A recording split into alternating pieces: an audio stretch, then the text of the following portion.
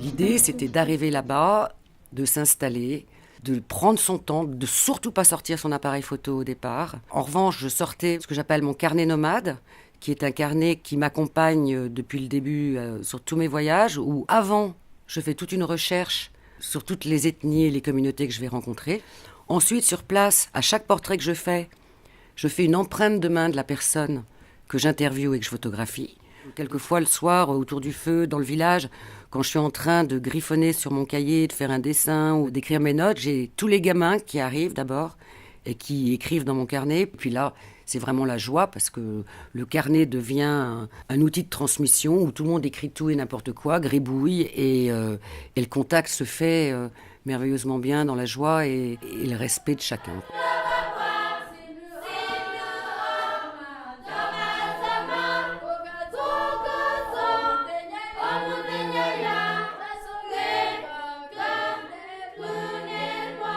Ce qui est très amusant quand on s'installe dans les villages, c'est qu'au début, ils ne posent pas de questions. C'est surtout moi qui pose des questions.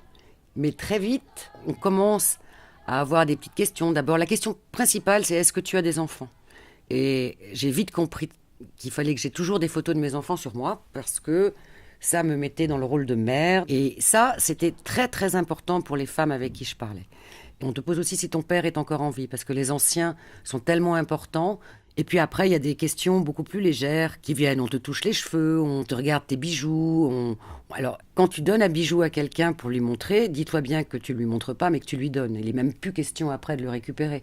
Donc, on se fait des cadeaux. Très vite, moi, je suis revenue avec tellement de cadeaux. J'ai tellement été gâtée. Et moi, je prenais toujours des choses qui me prenaient à cœur et que je savais que j'allais donner là où j'allais. Et en général, à des femmes. J'ai des kumbali.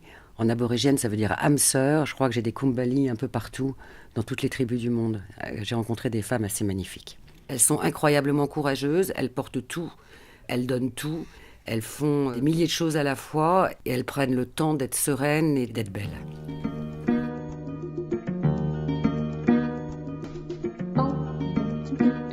Okay.